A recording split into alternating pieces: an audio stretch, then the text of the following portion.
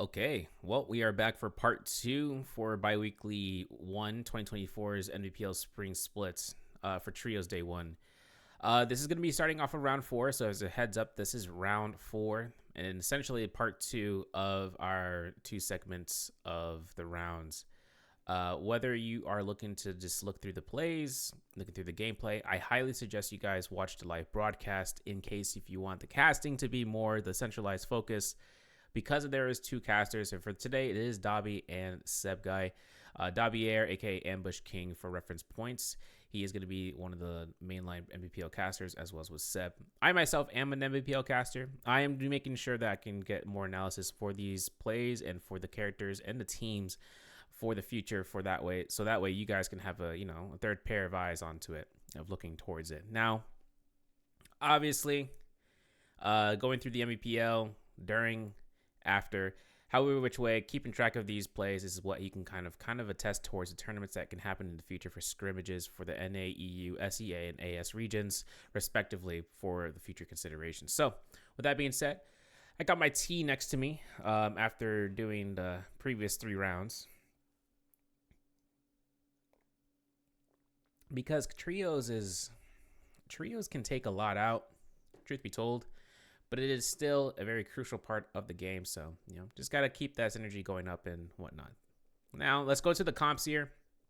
Of course, looking at how this rotation has been with the Sand Siphons being fairly successful. I mean, a 20-point game coming out from OUG.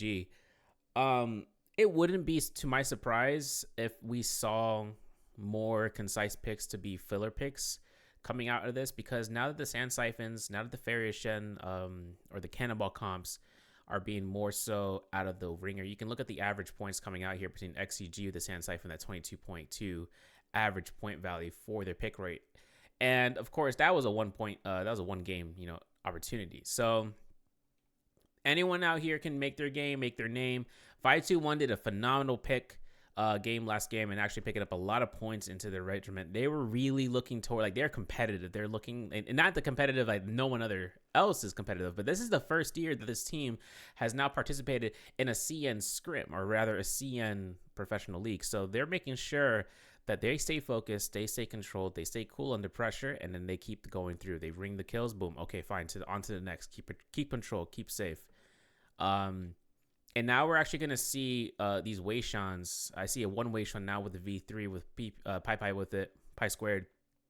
I'm going to call him Pi squared. It's a lot easier. Pi squared is a lot easier. But we're going to have Pi squared run the V3 there for the Weishan. And then you can see Water from FPX is actually going to run that as well. I think the testing side of it is knowing how many of the Shiels, or rather Tessa is my mistake. With knowing how much Tessa can kind of put the pressure, which allows for Viper to enable a full 5-second stun, having this V3 is crucial for this aspect. And they're going to make sure in keeping that in control, because you can see these Vipers are running the V1s besides Wushin 98 from DRG, who's running the V2. And none of these Vipers are running a silence except for SS. This is just to confirm a silence to someone who's trying to escape, or rather to target the Weishan, who is going to be able to give the team immunity from stuns. This also forces the allowing prospect, I should say, Forthright, for himself, for SS, to find any other target that could be detrimental, such as if in this case, right, you go after Godly, for instance, playing Takeda with the V3 in the Sand Siphon comp, which is having a swapped out Kurumi instead of Zipping, because she has been proving very, very effective in these comps. And you don't see Transformers being picked out in these rounds yet. We're going to see what happens later on to this map, because this is right now round 4, and we're in Morrisile. So, with that being said, actually, I want to take a look in the unique. He got V3 as well. He's making sure he can have an insurance policy, because remember, we saw JL have a V1 Weishan for the offensive pressure, but they had Matari instead of Yodohime, which might have been a huge misoutput in terms of the DPS loss, as well as the control aspect that you're kind of looking for with the Cannonball comp as a whole. So, going off this end, Spawn's looking to be pretty sporadic here. I think they're looking all for the Fireflies north to the western side of Celestra, to the northwestern side with the tree line, and of course Noble Cave Stash as a whole. That's going to be where they're going to be wanting to set themselves up for success. Now, Shadow Jade Mine going to have Sigma Mine spawns coming in from OUG and JL, so this is going to be an interesting play, and seeing how they're going to get to the Fiery Stash, or rather to the Sun Cave, to actually reach those Fireflies there into this map. We're going to have Dusk for Morris Isle, and then we're Night in round 5, back to Dusk for round 6. XEG playing it safe and going to a Feveros, where those Fireflies are into that hidden cave. So we're going to see how long until they actually find players to fight up against. In the meantime, my name is Severio, NBPL caster, going through this end. We're going to go ahead and analyze anything that kind of comes out of this. OUG actually finding this off the rip of a quick kill off of JL's FX, and then they're chasing down towards the Sun Cave, and with it, JL's TXJ is actually trying to find some Fireflies. He finds that one initial one on the cliffside. He's going to get 2 underneath, and he's going to make sure his teammate has a force 1 going out here. SS has that silence, and it looks like JLCXJ actually avoids said silence, has ultimate ready, casts it out. Let's see if this is going to change up the fight, considering they lost their one teammate. And then a Chant comes out from the backline, though. U is going to have a better chance here, but SS gets a longsword beam to the back. We're going to see if SS gets out, and he is. But with this Kurumi Parasol, going to be giving themselves a defense buff for their teammate. JLCXJ actually looking to see FX coming back into the fray, and he is going to have a salty spawn as that initial side. So this is a really risky play here. And there's the Wuchen port. They didn't have a target line of sight onto where JL is going to be respawning, or OUG I should say, but to the northwest they're going to be departing. SS actually in soul form as a result. This cleanup is going to have given them 1 kill for JL for making that attempted push. And forward, they're going to be going for the other set of Fireflies, which is in the southern ridge of where they're reaching up. That is north of the Sun Cave. Now, Bowda's Jing playing Takeda. Has his ultimate just to be barely enough. He still has level 1 Takeda V3 ultimate, so with it, he still needs to find some blue weapons as well as with purple weapons to increase that meter at the bottom. But I do interestingly see that Bowder is going to be chasing out WBG, and WBG rushing into the north of the waterfall near to the point of the Zest Winery. It will be interesting to see how they kind of want to operate. Bowda's Jing, though, finds his pole sword action. Sleepwalker actually going to have a chance here, but that Moonbane coming out from what seems to be Peak in the backline is going to give him enough time to kind of worry about whether or not there's going to be worthwhile for the effort. And then with it, we're going to see Jing actually get a parry, fully sending it into the end of the earth. The Moonbane centering it out, and Jing actually finds that kill, finds a Soul Bloom, and looks towards the light. He's going to chase this out. He's got 1 fear and push. He's like, yo, I'm going to go for the push because I see Wu Chen's by himself. He gets a res. You're going to see himself. If he can get this kill, this is massive because he gets a Soul Bloom. He'll get himself back into the fray of fighting this out and making it worthwhile. Jing sees his teammates coming back here for the res, and they're going to be coming out for the support game, but another team comes out. Wolves is rushing into the scene. V1 stun can hurt Jing, and it's going to happen with this enchant. It's going to be a double down situation. Jing goes down with the meter dump. A Wisp throw comes out. XEM can't do anything about this once the Wisp comes out, but it is not going to have any worries. Wolves is having a killer game. 6 eliminations so far, 2nd place overall. They are making this count, and they're going to making sure that they can push off WBG into the 4th position over to the west near the Alchemist's Cottage, and just having their chances of reaching out over there if they need to find a way of catching that 7th kill. But knowing how Aisha is going to be trying to run away, this team will not let up, and they're going to see these soul forms if they hit them, or they hear the footsteps coming off this side, and you can see that coming off this end. Now, XCG is going to have a chance. Remember, they played it really safe. They played it severely safe, actually. And it's not a bad option. Understand this, right? XCG, top 3 leaderboard, they got eliminated early in the 3rd round. So XCG is going to have to really worry about whether or not they're going to be good to go for the late game coming into display or even to the first Romy Yang. But CXZ finds A Xiao. A Xiao is actually going to be locked out here for the normality of being chased. The crossbow, the shuriken splitter is going to hit. Love to see that skin. And actually eliminate A Xiao. And CXZ finds his chance. He's like, I'm chilling. I got no grapples, but, I'm chilling. And this team has a lot of gold.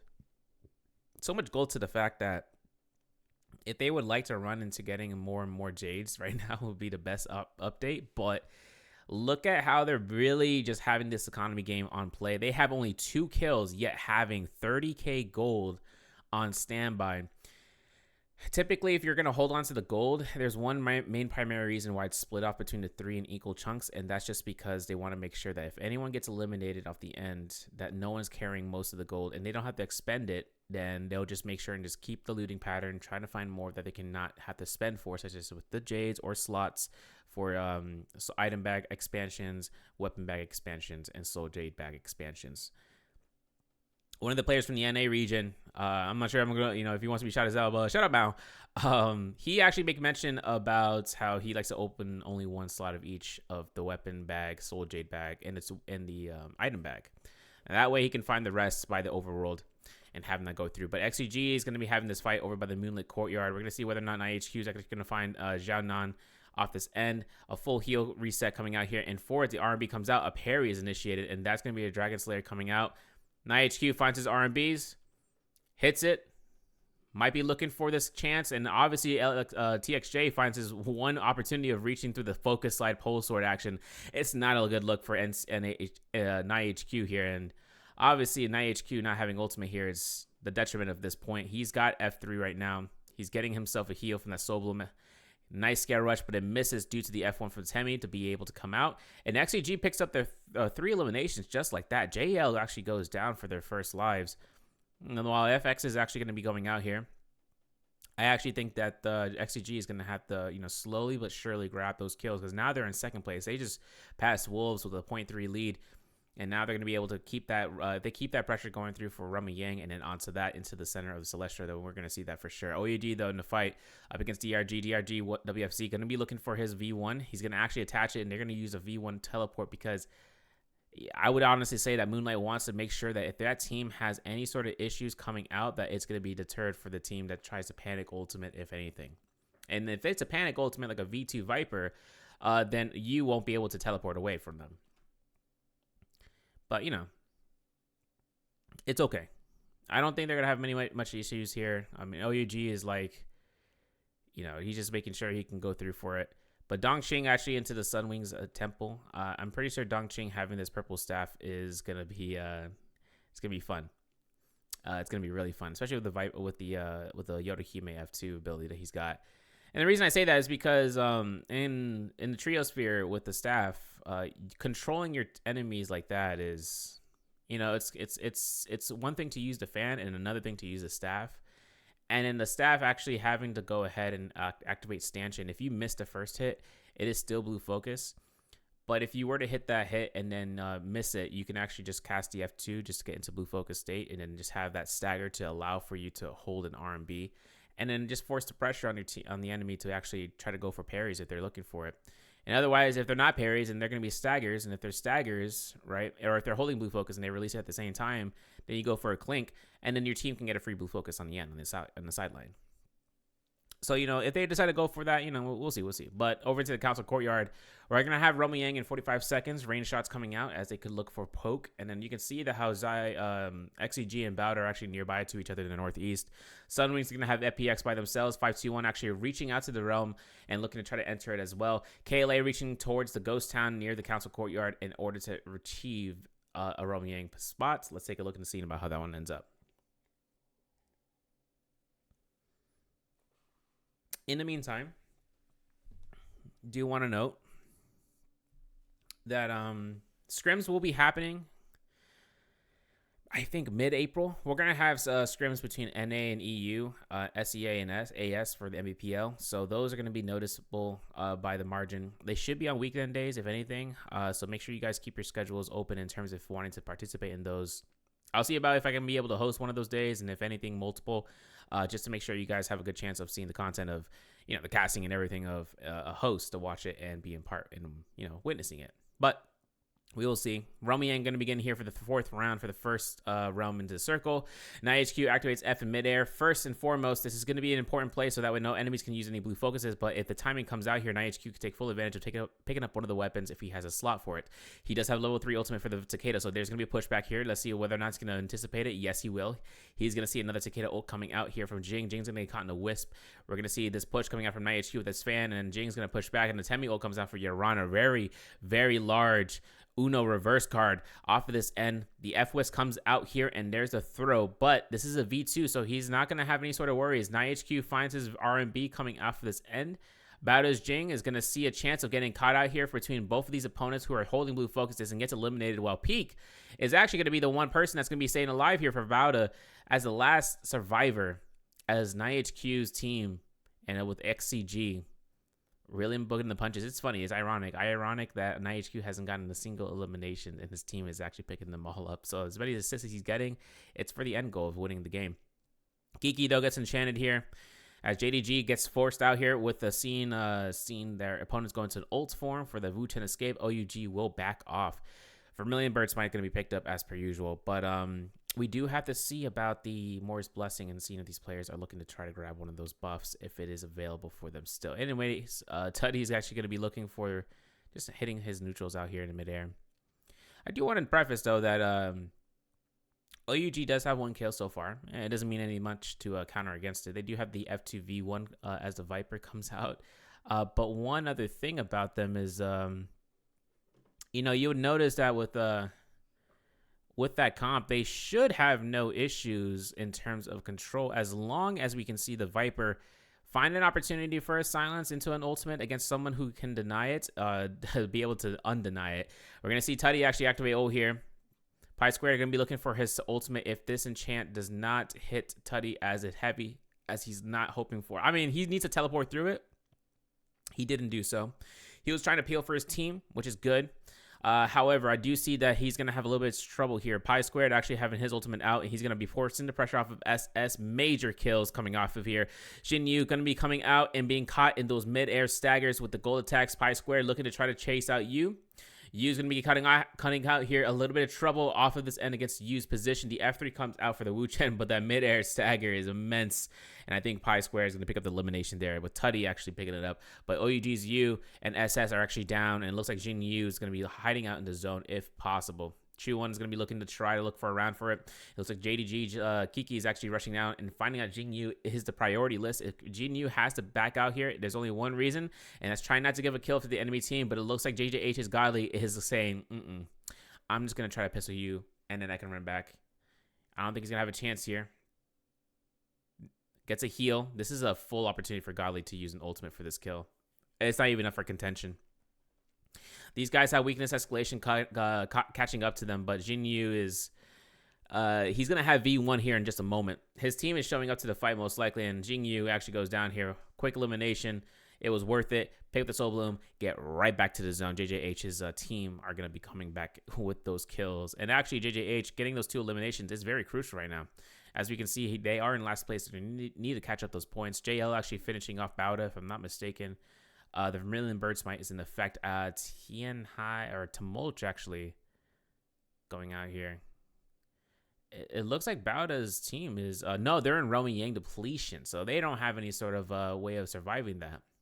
Yeah, Bauda's gone.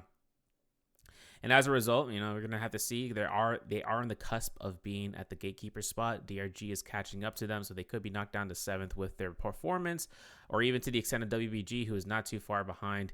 JL's doing pretty good so far with the 4 eliminations. They aren't the highest kill leader, but they aren't the lowest either. They're right smack dab in the middle, so there's still more opportunities to come through. Whether for pushing out kills behind Romy Yangs or at Morris Blessings, whichever is their poison to pick off of. Now, with KLA's QGG, he's going to have V3 readily available. He'll look for his chance off of this end to actually push the opponents into this position to Celestra. This Wolves fight would be a good chance for Wolves to pick up some points to catch up into first place, but KLA is not that close behind when it comes to the scores. Replay going to bring it back to the roaming game between 521 and FPX.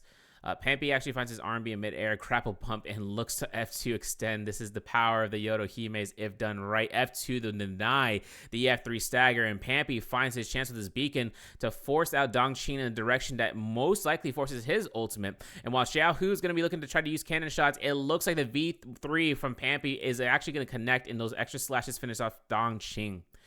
Yen might be looking for his chance here and looking and trying to chase down his opponents with his team. The F3 is still available for any sort of gold focus hit in case things get a little bit dangerous, but water goes down. Pampy is still until being residual duty, but it doesn't even matter at this point. Once they can finish off Xiao, there's nothing going to be giving him enough time. F3 in the midair, looking for the shot, doesn't hit it. He's looking to try to go for the musket shot. Clean. These guys have 4 eliminations off this end. They're climbing back up. They were at the bottom of the rung, and then all of a sudden, last game happened, and they're pushing through. They're getting more and more synergized as time goes on. They were participating in the CN scrims a hell of a lot between both the tier 3s and the tier 2s and to the tier 1s, and they were just making sure they can get as much practice as possible, which is good to see. And any of the other teams in between those divisions are also going to be looking to try to get towards those fights, but we'll have to see what the management of their playstyle comes into play. Now, JL's TXJ has to be careful. if he's looking to try to look for the Romy Yang entering, he's just there. This JL is going to be looking to wait for this one out at least. Obviously KLA has the advantage of armor. Look at this; they're going to be swapping out the weapons with the fan and try to pick it up for 17S, who had a blue weapon. And Jade's selection is going to be dropped out here. It might be Tuna. Yeah, they try to get that armor to heal over time. This is a really strong tactic that you guys should try to take into consideration when that availability to be able to do so is there. Now, Sleepwalker is in this ultimate the Temmie. He gets a stun off of Godly. Godly may not have time to actually activate ult, but nothing can stop any one of these guys from killing off Godly in that timing due to the Fury being blasted out. XEM finds Chu1. Chu1 is actually in a 5-second stun, and that's going to be an F3 to shotgun blast. That White Tiger's prowess off of what? Excuse me? I got to see something. I'm pretty sure these guys picked that one up from the chest because there's no way they chose that from a Romy Yang, right? Like, yeah, Draco Storm from KLA. Ooh. So this is going to be two buffs, actually, we're going to see more often now, maybe more than so. Oh, they fixed the timer. Cool. Well, it's pretty good. They did that on the fly. I was actually looking at that from earlier from when we saw Draco Storm in rounds, I think it was round 1. I saw it to be at 120 seconds, and I was like, that's the wrong timer, but they fixed it. Good. 180 seconds is a really crucial aspect for the audience to understand that Draco Storm having 3 minutes now, it's very dangerous to kind of like warrant their ultimate or their buff is about to be gone. No, it's still up. But depends. KLA, 4th place, 5 kills, elimination, Sand Siphon comp. They still have a chance of just forcing someone to be in a bad spot if they look to use the Draco Storm to its full potential for the heal over time, as well as to tick the dot damage that happens. Now, XEM, you can see he gets a kill off of Godly here against JJH. Wolves is actually getting more and more kills. They have 9 eliminations into this lobby, and they're actually cooking right now. DRG is going to be looking to try to knock out Pampy from 521. They're looking for range shots. Wushin 98 as well, looking for those musket shots. The poke is going to be poke. You're always going to see the peel coming off between these guys, between the range weapons. And the Wushin shield wall is a benefit above all. You know, it would be interesting to see, and this is sidewine notice. Imagine a V3 Justina blocked range damage or range weapons. That would be pretty sick because she would freeze the projectiles coming towards. It would be pretty cool, but alas. Pampy will be looking to try to get into this Firefly Cave. There are no Firefly Caves, as we saw XCG actually spawned inside of this area, so they are going to pick up every single one of those Fireflies for their own benefit until the round. Wushin, though, denies XCG 9HQ, though, from picking up that purple staff as a secondary weapon. Whether or not he was his intention to find that, it's all RNG by the time that the drop rate comes out of play. And IHQ is going to be regrouping with his teammates and just pushing himself a little bit too far, but realizing that point that he's going to be able to reset with his team. You know, as IHQ comes out here, going to go to a replay into the Romy Yang. We're going to see KLA versus JJH. And of course, if I'm not mistaken, KLA actually picked up the dub here. And looking at how 17S is going to find his chance here for the R&B spam coming out. JJH Godly gets himself a soul slash, but with GG's teammate QGG is going to find all the fan R&Bs that he can get. And everything comes out, he gets parried. And as a result, the horizontal gets denied. He should have been looking for an R&B instead. QGG finds the F1 ability, gets parried, and as a riposte, QGG sees that choose down. Godly is now next, and that's going to be the final, the nail in the coffin. And QGG, you know, the KLA, I should say, picked up that Draco Storm, but I don't know if they were able to find anybody outside of the Romy Yang. So, you know, kind of hoping to see whether or not next time when the next Romy Yang or the next Morse Blessing comes through, to have more faith in being able to choose that. Actually, no, we don't have any, and you can see that no kills with the Draco Storm. We don't have any more Romy Yangs, but JL actually picks up a Valiant challenge. They're running the AOT comp with the Viper Wuchen Tessa. And I can see why they would want to do that, but at the same time, if they're going to be using a Valiant Challenger as a Wuchen is on their team, they're not looking to stay. If they decide to not want to stay, the purpose of the Valiant Challenger would be then just for endgame circle, not in this at this very minute, because every team can see where they are.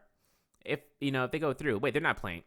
I thought they were playing the AOT comp. My bad. They're actually playing the Sand Siphon. Okay, so this is a stick team, and that's a Mortal Defense on VVV as it comes through. So FX is actually going to be the one who has a Valiant Challenger as a Takeda. If the enemies want to focus down Kurumi, it would be warranted. I would honestly say take her down because she has such a she's dangerous when she's left alive with the F3 to be available into her disposal. But at the same time, teams aren't looking for gold. They're just looking to try to kill off the team. The gold at this point is only like, it's a luxury at this point. Not a luxury. It's just like, it's a side change at this stage. Supplies are always going to be picked up, and, it just comes out to the supplies being needed if they needed to burn through their supplies, do range shots, or they needed to get repair chests, or even to the armor patterns. We'll have to see. Pampy actually just going to keep this going through. It kind of makes you hope that they find gold jades because they have a lot of the purples to be in their kit. Not to say that purples are bad. It's just more so about taking full synergy of blocking off shots. Like, for instance, Pampy could get Overcomer and then just do the level 3 charge. There are not any range shots coming in towards their direction, whether it's bows, muskets, cannonballs, pistols, anything of the nature. And of course, KLA, I would like to, I mean, they're in 4th right now overall. So, catch up right now is for placement. 27 players in the 9 minutes mark. This is not the final Moonbane. We are going to have another Moonbane at around, I believe, the 6-minute mark or so. 6 minutes and 45 seconds, maybe. It will be spawning in, and at that point, that's when the circle gets really small. This Morris Blessing has dropped gold weapon, by the way, and armor. So for these players, you probably might see them try to lock it down with the F3 from Wu Shen from A Xiao. A Xiao going to be trying to keep Baiji an opportunity of doing so, but Pampy and Yin, you can see they are keeping their range game on fleek at any point. And of course, the F3 Fiery Shed ability, that's a gold pair of dual blades. And that buff or that weapon or the Soul Land Jade, I'm pretty sure that's the Raging Bull, so it might be the defense one. The defense one comes out to 12% melee defense. I mean, it's dependable, but with that, as much range that comes out, if it's gonna be good to benefit the team, a range resist of double stacked stats would be, crucial for these teams to actually utilize. So, we'll see. QGG though, forcing this push. I also want to make sure in noticing. So this is round 4. Double picks can happen 3 times, or no, double picks can happen for character comps 3 times, and then after that, that's just depending on the hero pick round pool. But if they can't choose said heroes because of the extra hero points that they're going to lose, it would just be up to the character's selection of themselves, whether they're going to be using single choice characters to burn points for another type of comp, or just to go through, like how Zipping Yin gets replaced by a Kurumi, for instance. Now, Danqing gets caught to this Hessa enchant and gets immediately ranged out here. There's nothing to keep Danqing alive at all. Even the Aurora Burst is not going to keep him alive coming out. Or that's his end. That's not, the Aurora Burst is not going to help him out at any point there, unfortunately. But TXJ actually tries to find himself into the building, gets caught into the burns. VVV keeping the defense alive. Baiji actually finding a Natessa enchant, misses any of the targets there. He tried to look for it to be a through the wall type scenario of being able to block off any sort of entry towards the urn to de-enchant themselves, but didn't work out. Usually you got to keep in mind Tessa ultimate is 30 meters at max range. So if you can keep your 30 or so meters, 31, 32, 33, it's just like that range that kind of keeps it into notion that you can throw out an ultimate like that at a far enough range and to deny the enemies from being able to reach in. And this, ladies and gentlemen, is the Moonbane at the very end, the extra one that's been counted. And it really just denies everybody from fighting in the circle, actually to the point with them dipping out. But look at how fast JL is actually being able to pick up this Morris Blessing and getting that gold fan for their Takeda. Massive. Sleepwalker is in a spot of being enchanted, gets silence, and he's gone. And as it comes out, the Moonbane is actually a huge reason as to why that happened. They're trying to get out of the position that they were in, and teams can take advantage of them moving away. If you don't look back, right, it's going to be a chance for you to get caught out, and that's exactly probably what happened in that case scenario. KLA's QGG though, I love it. It's not in a negative way. It's just the fact that you are now putting a pressure on these players to not push one spot because the massive amount of damage that comes from Moonbane. It's just like can't do it. This is where I'm like, okay, well, imagine V2 Wuchen someone into the Moonbane. That'd be interesting. But DRG can't move out here. Wolves is going to be their opponents. KLA is going to have the low ground here. Pampy and 521 as a whole. These guys are cooking for position right now. And they're actually in 5th place overall. So they're beating out Bauda and WBG, who actually are going to be fully limited to this round. Let's take a look and see how it's going to end up for them later on. Pampy finds a cannon shots. He's looking towards Kiki. Kiki going to get himself caught out into the building underneath them. With the cannon shots coming out here, you might expect a little bit more range coming out from the extent of Rupture Gale Orb to work in its favor. But Kiki finds time to heal here in the zone. Finds a 1 healing berry heal to keep himself edged through to the live. But he's transforming into the zone. He's eating up free zone damage. And as Pampy finds his opportunity, Kiki is 1 HP. Kiki deforms and eliminated by FPX's water. The elimination stacks up for FPX here. They're at 4th. They're at 10th place overall with 4 kills. And they're making sure they're getting their 5th one there. Zhao Hu is going to be leaving out the mech over there into the northern region. We're going to see all these players. Wolves' EG gets a kill off of Zhao. Off of that end, nicely done with the musket shot. But then the Fairy Shen ultimate comes out on top of the rooftop. We're going to see the cannon mode being engaged with the V1 coming out from Zem into this area as Wolves looks for a 3-man stun. It's not going to happen due to the ultimate being casted from Weishan. No denial. The Weishan forces them to actually have a dissipated ult. The ultimate does nothing for them at this point. And while Zem ceases coming out, V2 comes out from Wushin. The V1 comes through, and these guys are porting towards a tree, but the counter ult coming out from Wolves is going to be a nightmare for this team, and that's going to be it. Wushin goes down. ZK finds himself a Soul Bloom. He's going to have this Aurora Burst. He's Tessa. You know exactly what's going to be the format here. He gets a blue focus. He farms up Rage. He's going to get another cast. Zhao Nan from XCG gets a kill off of Tutty. KLA's TXZ gets a kill off of TXJ, as well as finishing off FX and then VVV. And these guys are actually going to be grabbing these eliminations back to back in succession from 4th place. They can catch up to 3rd real quick, but XCG is still on the board, fully kitted out with everything. They're even looking at trying to keep their position as tidy as possible here. But with everything coming out, 521 actually in a weird spot with Wolves being here. The V1 coming out from this area from Tessa getting caught out with the V3 slashes, loses all her armor. You're going to see the F3 be consumed from the Wuchen off of 521 to actually give themselves enough sustain here. Or actually from Wolves to get them enough sustain. Obviously right now, IHQ is holding his ultimate for reasons. He doesn't have Merciless Havoc, but the day that he does, it's going to be a time and a half. Now HQ gets himself into holding the range shots though, and while that happens, Swarm's coming out here from Pampy in the Fairy Shen ult. Kakaxi having the tether allowed for Jiaonan to have the defense buff, but ZK gets himself stuck into the zone. He rushes right into the 521, and Unique picks up the elimination. 521 has 6 eliminations so far. Pampy looking to try to go for the farming up the Swarm. He's going to have enough shots for 2, but that's going to be it. The format is done. Pampy looks to see his teammates ultimate Yin, but Yin hasn't had it ready just yet. Just yet is like an understatement. That thing is at 99%. All he needs to hit is 1 shot. There's a beacon again, and he's going to be able to build up rage if one of the 521 peeps get into there, and Pampy's going right back into it. QTG looking to try to lock down 17S. Tumultual can actually come out here, and with everything coming into play, Jianeng finds a Swarm kill. Yin finds a kill off of Pipe Squared, and with everything coming up from Pampy into this ultimate, you're going to see Yin try to build up rage as fast as possible. He's at full HP for now.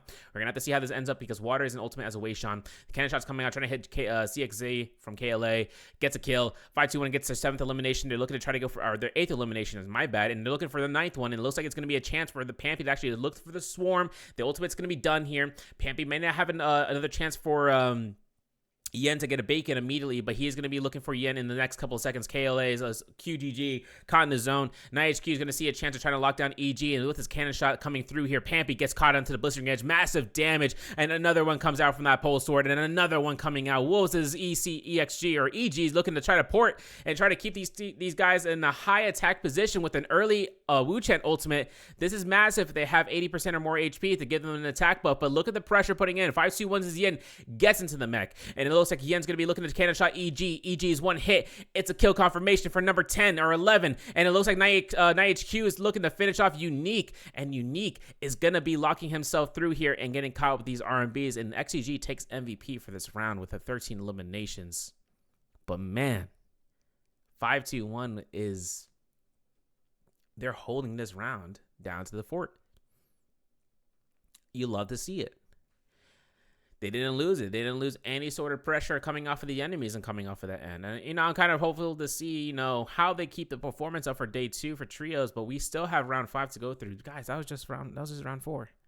We went through round 1 through 3, to go through, but let's take a look into getting to the scoreboard. I'm curious. All right, Curiosity strikes. OUG actually getting eliminated early on. Actually, unfortunate. JJH is getting eliminated early on as well with 2 kills, though. With a placement point, they get 2.5. Bauda, okay, I need you to come back. Bauda actually gonna have 3 eliminations in 10th. DRG, okay. JDG actually gonna have 4.6 in 8th. JL in 4th with 4.9. WBG was 6 and 6. PX with 8 in 5th. Now KLA comes out here with 11.1 points. 521 with the 17.9, and then the close guarded 20 point gainers from Wolves with 21.5 and XUG with 22.2. Really strong point, guys, to see that these points are actually coming out towards the players that were at the bottom of the rudder, and they're actually building that up continuously. Kakaxi is like, hey, I love him. But another thing is that with the standings, right, this is where it really matters. You're going to see JJH still. They're not finding a game that works in their best fake case scenario. They're going to reach into nighttime more. So if anything, the performance there, or rather to the final map, maybe they find a choice pick that works in their favor. JDG, though, right above them, though, with 18 points. We're going to see JL in the position of with the former TE teammates. It's a really close call in terms of how these guys are going to perform into this round. I mean, 22.1 is where they got. FPX is in 9th with 24.1. So catch-up game is going to be a close gap for them to try to get to the top 6. Because now is WBG with 27.6 and a 0.1 lead. DRG in 7th with 27.7. So close enough as is. You can see the range of points are being earned here between the 3 to the 9.8 to the 4.3s. These points right here, the 3s, the 2s, the 4s, the 1s, or rather the 1s in general, and the 0.5s and the 1.5s, the 2.5s. It just means that they get eliminated early on and didn't have a chance to actually get back into the fray of things. But it can always change in the title battle because, as you can see, right, a 0.5 from 521, a 6.5 game for 521, and it goes up to the 19.7 to 17.9 game. So, you see these points, you're like, they're adjusting towards it. But obviously, they're out of the Hollow Route. They're out of Sand Siphons to be primarily into the comp field. We're going to see whether or not they're going to be coming back for rounds 5 and 6 as the majority as it's been. But Bauda is going to have that gatekeeper role of 31.2 points. KLA is going to have 46.7 in 4th. Third place with OUG after getting eliminated early on. It's very scary for them in terms of that placement, but they still have a high point lead so far. They just need to keep the average up and holding out those points for finals by next weekend. Wolves is going to have a chance of catching up, though. 56.1 now in 2nd place, but with 61.1, XG into this round so far are going to have a lot of room to work with in terms of point values. They're not that far behind, though. In trios, in solos, you can say, oh, man, the ratio here is like substantially massive, but in trios, that's a placement point. That's a placement ranking right there. It feels like with the multiplier. So we'll take a look at the scene in round 5. Let's take a look at the scene about where that one's going to end up going next. All right, and we're back. Oh yeah, we're back. Round 5 going to begin here. Nighttime Morris Isle. I'm still seeing Sand Siphon picks, so these guys are holding on to these. They're holding on to these comps, 100%. But one thing to note so far, and this is something to be noticed, is that these solidified comps, they're great. They're fantastic. Players are going to be holding on to these comps for sure. But my question is this, okay?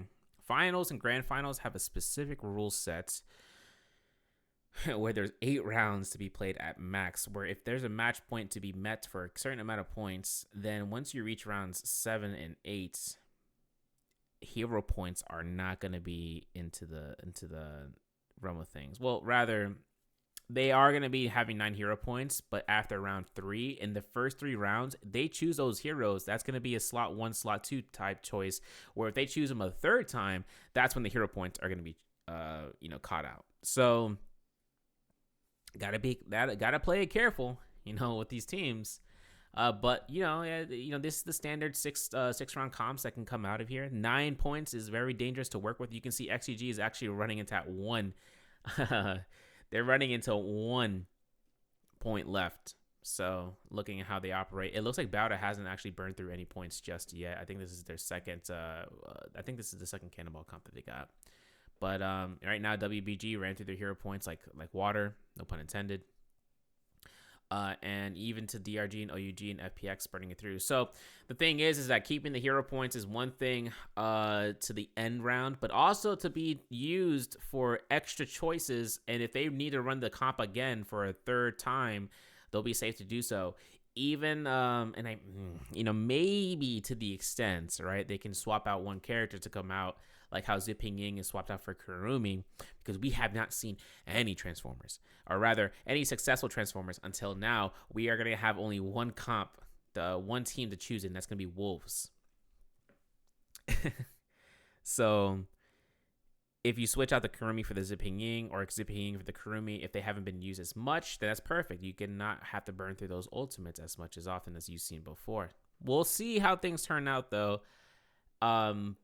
Hopefully, I'm hoping to see where this kind of majorly comes out to in terms of the factor for them. But we'll get a chance to see the performance value for these guys.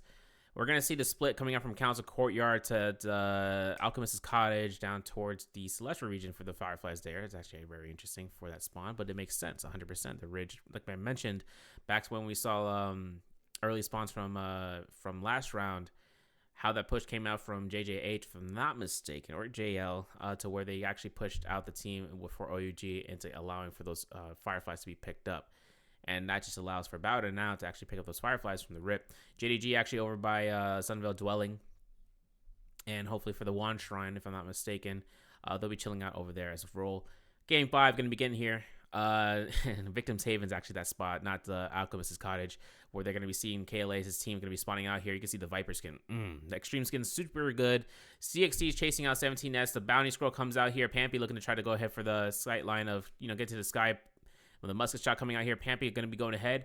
Keep the rush down. You're going to see a kick to the face. Water's looking to QGG like, hey, man, I need a weapon. Stat. And with everything coming out towards the Windwhale Gorge, no one's going to be able to look to try to focus this down. Water has himself to pick up a pole sword. Huge juxtaposition right here, because now that he has stone form, right? It's a double defense. QGG is low.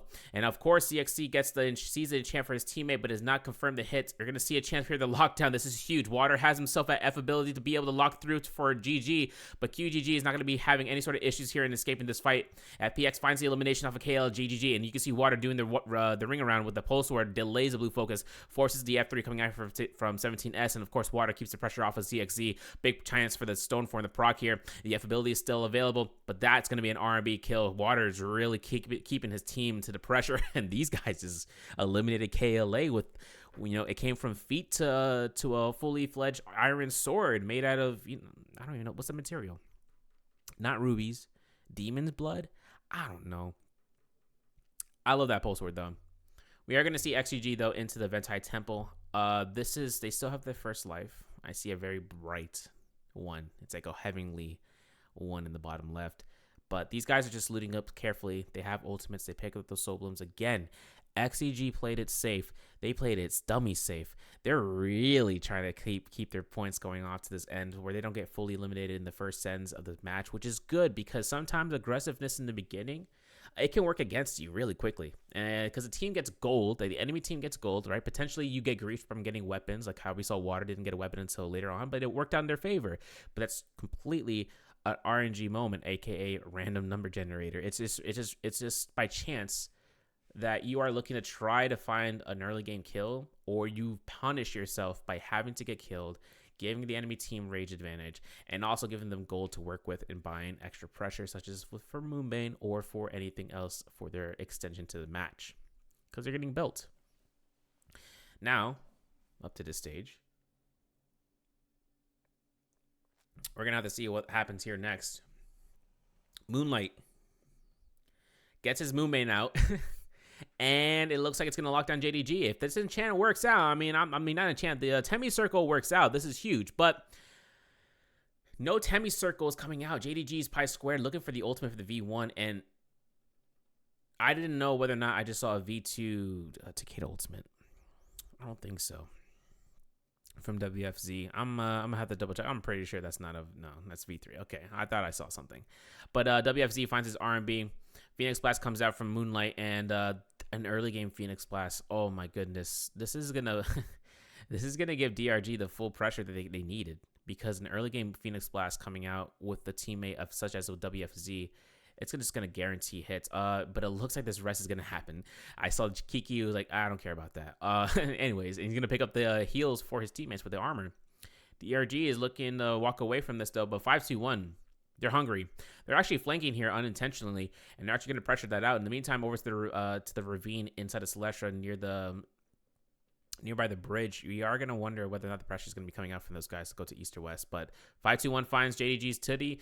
Tut is actually going to get caught out here with the jump LMBs back to back, and this is going to be the enchant to be, well, not going to be denied, but it would have been very scary for that point on, because Tutty could have made a distance to avoid that enemy team. Yin, though, playing the purple longsword. He's Tessa. He's got to be careful.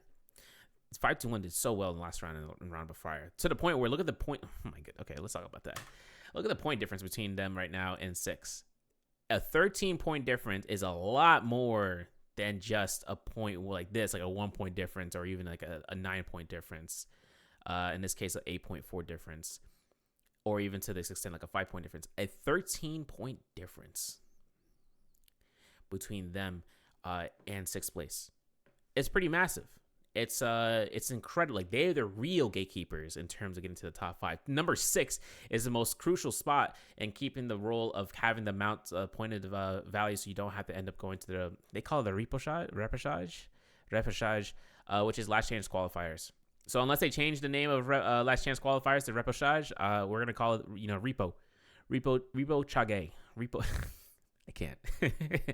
Repo Kage, the new village in Naruto. I can't, man. We're gonna have to see about that one. The Fireflies here might be consumed by 5-2-1 though, as a way to negating the enemy teams from being able to pick this up if it hasn't been done already. But I'm pretty sure it's been done early on. 5-2-1 made their chance of rising out from the southern tip of Zest Winery and to reaching over to the to Artisan's Grove, and now are reaching over to the Noble Cave. Bowda's Yaron finds himself in the back line. OUG looking to ambush this. Might be a chance to try to force the game of chicken, guys. What did I say? I made mention to one of the C teams, NGU, about what the game of chicken is with the Yoda Hime, and that's the play right there. OUG's U is going to have his chance here of making sure he can push the pressure on. There's going to be LMBs. There's going to be an ultimate cast. U finds this moment. Throwing it out there, we're going to see another chance here for OUG. Jing Yu finds his scoring off the Wei Shan ultimate, and there's going to be a counter ultimate from Bowda's Peak. Bowda Peak finding himself to launch it out. We're going to see the Wu Shen, not the Wu Shen, we're going to see the Farius Shen ultimate to be utilized by both sides, and whoever's going to be losing it out first might be a case scenario. Jing goes down. No more Farius Shen ultimate for the teammate, and of course, Jing Yu is chasing up Peak. Peak's ultimate's done in around 5 seconds. We're going to see Jing Yu end his in just a second here, but with Peak actually being able to be the second Wei Shan ultimate, having a couple of seconds here, actually, not 5 seconds. It looks like he was a little bit later than what I was trying to anticipate. There it is. He gets caught in the burn. Jing Yu gets caught into that hit, and he's looking to chase his out. Peak is 1 hit. Scare Rush is immense here. If he can go into the cave, it will deny the kill, but he is going up. He's going to be going through and trying to get as much high ground. WBG, they're actually right here, but Peak missed out on the Scare Rush. I think he thought he got it in the quick manner of speaking of the action, but Bowda's done for this round at least. No more catching up in terms of points, and that bar means that the next place team is going to be able to go ahead and pass it through. WBG, though, are shopping over here by the Sigma mine. And as Sleepwalker gets himself here, a purple spear. And as a purple spear as a Temi, that's pretty good. That's pretty good. He's going to be able to get the Dragon Slayers into the Neja's Might, like if he allows for it to wisp into the throw for his Takeda to even confirm the Dragon Slayer into the Neja's Might. So that's huge. especially for the gold focus. And then with it, we're going to see CXC deny the grapple with those mid-air attacks. Big chance for him to see about the Temi ult, and there it is. CXC finds himself in the ultimate position for the F2 for the V2, and of course he can use this to cast, but he's not. He is waiting for his teammate to get them out there. This is the communication you need, and you can see QGG was the first to invest ult, but it looks like CXC and KLA as a whole, they're actually going to rush this right back in. You can see the chase. OUG is close behind. You can see it coming off of this end. Where's my mouse? Over to the side, you can see Jinyu is actually going to be the third place to try to force that push into that point. Morris Blessing or the Moonbane is going to be dropping into the Romy Gang or by the Wand Shrine. But more importantly, can you see this? This is dangerous. Draco Storm is going to have a lot of players with the 5-2-1 actually dropping in there. If they're looking for the Moonbane or they're looking for the Draco Storm, that's massive, but they're not going to have much teams to work with. The only team I think they're going to have is that enemy team entering into that Romy Gang right now, which I think was FPX, yes. So depends on how they kind of want to enter that. Now, in IHQ, he's looking to try to see about ambushing this team, if anything. He's being very careful about this. Obviously, right then and there, JL's TXJ gets his Hong Sword, being in there. And this is that time where teams are just, they don't want to enter unless they get denied. They're playing very careful. I like that. If you get very greedy at trying to enter Romy Yang, enemy teams can deny you in the beginning of it because they're already right there. So the play is you don't go in until you don't go in immediately. You wait until everyone spaces out, like who's gonna do it? Who's gonna do it? And then you get in there. But TXJ finds WFZ, captures him into uppercut, grapple bump, vertical combo. And with everything coming out from TXJ, Scarush is going to come out here. We're going to see this LMB, jump LMB into the avoidance of the Temi ult to push him into a bad spot that it already has. However, he catches Wushen. Big chances for those staggers to work in his favor. Oh my goodness, getting the heals off this end with the V3. And we might see Wushen actually get himself enough time to live. Not going to be the chance. VVV in mech form is going to deny that. But if TXJ goes down, we're going to see WFZ actually just trying to distance this up. Obviously, VVV looking to try to get himself into the position of cannon shots. Can't get it because of the pillar. And I do believe that VVV is going to see a chance here. If he does get a parry, I want you guys to be very prepared about what's going to happen next with this soul form. Because you're gonna see a very... I don't know if he's going to get parry. I don't know if he's going to get a parry. But if he does, this is massive from the soul form, guys. Because they can deny the parry if it comes out. It's a very crucial thing to know. Please don't be mad when it happens. But it looks like this pressure is going to happen here. WFZ finds himself dead, and that's going to be a 1v2 situation and a kill confirmation. Very nice. JL gets that kill. Very excited about that. I would be too. And they're going to be able to get that buff, and they're going to see this rush out here. Oh my goodness. There's a lot of pressure coming out from between WBG and KLA, as well as to looking to see about whether or not this Wuchen's going to use his ultimate in just a couple of seconds. He needs to build up enough rage. With an RMB coming out here, QGG goes down. We're going to see whether or not Baiji is going to be looking to try to use his ultimate to preemptive to activate his ultimate and then get rage back from the Soul Blooms. We'll have to see that coming out soon. 17S going to the sky, though. RMB coming out from the fan. Downward spiral. Oh, Wind's about to actually confirm the kills off of 17S. He goes down. Sleepwalker might be getting his chance here, but over to his ends, WBG or JJH, I'd say, with the Godly, he's chasing a fairy shed into the sky, and he cancels ult. He doesn't want to go for the last slash with the consumption. He's going to be just waiting this out. It's going to be, denied anyways with the cannon shots afterwards. You can see VVV, he got, no worries in his mind, except for the fact that I think he's taking poison damage from crossbow? Maybe. I don't know. Hard to see. He's going to get hit even more so. His DMech, he's going to have a chance of reaching to his team. He does not have an ultimate ready to go here. But, it's interesting to know here. He activated his ult pretty early into this fight. And that's usually the case. You kind of hold it down to the end until then. But VVV gets his Cavaloom. He gets himself in a position of holding out against his opponents. XGG's and IHQ looking for the bow shots. These guys are actually in a bad spot because they are in Soul. They're in Romy Yang depletion. They haven't gotten any eliminations. And they're still first place. So they're doing pretty good for themselves. I'll say that. But Godly gets himself caught out with the R&B. There's going to be another chance for JL's FX to actually have a life to come back into this fight if he decides to go to the Soul Altar right next door. I'm not sure if he's going to look for it, but XGG are actually going to be cooking out here. They're going to have ultimate to go out for one more Fury and Blast for NHQ. There it is. TXJ gets pushed back to F1's available for NHQ. He's going to look for the Soul Bloom pickup if he can, but it looks like it's going to be a Pampy up against everything with the V2 for the Viper. Stun comes out. It looks like this it looks like the Draco Storm from 521. Oh my goodness. 2 kills so far into this kill. We're going to see whether or not TXJ looks for the parry. The stagger comes out. Not going to be the case. TXJ knows exactly when to time this out for his Yodo Hime ult. He is a master of this Yodo. He's going to see his chance here and catching this point. Pampy, though, is going to have a team to work with. And with that, TXJ goes down for the Vermilion Bird Smite to go into activation side. Draco Storm is massive, guys. A 3-minute ultimate with the heal that you get in trios and the pressure that you can allow if done right. I mean, Vision, if you know where the players are, you know what the players are. But this is a case scenario. Bowda goes into the below 12 par. We're going to see them go off this end. And Zhao Nan going to go to the shop as much as he can to try to force himself into getting some, just some supplies as it goes. Dongqing, though, huge. Huge money. Oh, man. Wait. What are they pocketing this money for? Oh, they're only going to res one teammate. They haven't gotten any sort of Roman Yang depletion to be rid of through Soul Blooms and fights. So FPX is going to play this carefully. They are in 10th place overall. 3 eliminations. Still cooking. I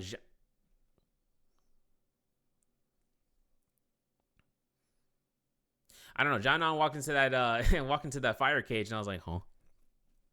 I mean, he's the only person in their team that hasn't been able to go through for that. Oh, they didn't pick up the money. Oh no. And this kills time. Time is crucial. 5 seconds can cost so much. And then he's going to go ahead and pick up the remainder of the cash. These guys are getting gold over time as well. You're going to see FPX's Water actually see his teammate to, Water is going to die here. And FPX actually finds enough Rebirth Charms to purchase. That actually denies XCG from getting, if those aren't the last Rebirth Charms, it's going to be one thing. DRG, though, is right here in the vicinity of the Moonlit Courtyard. Water is hiding this out. No sound. Dies. Do they hear that? They do hear that. And they find all his loot. That's unfortunate. That's really unfortunate. I can't believe WFZ actually heard that. They're like, huh? What was that noise? And these guys have a lot of gold, man. DRG is cooking this round.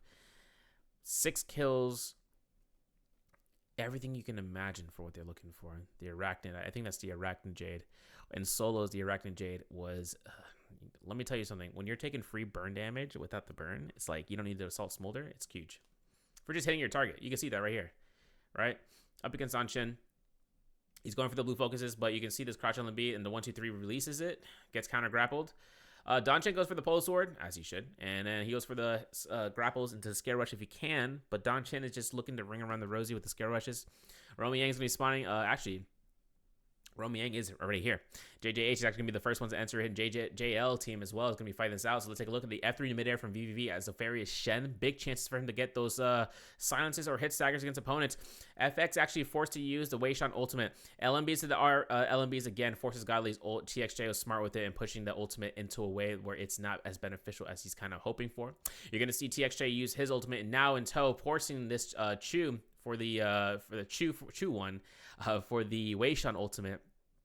And with Chu actually going through for this end, VVV is one hit, and that's it. And JJH's Moran gets the elimination off of the end, and it looks like Moran is going to be in a 2v2.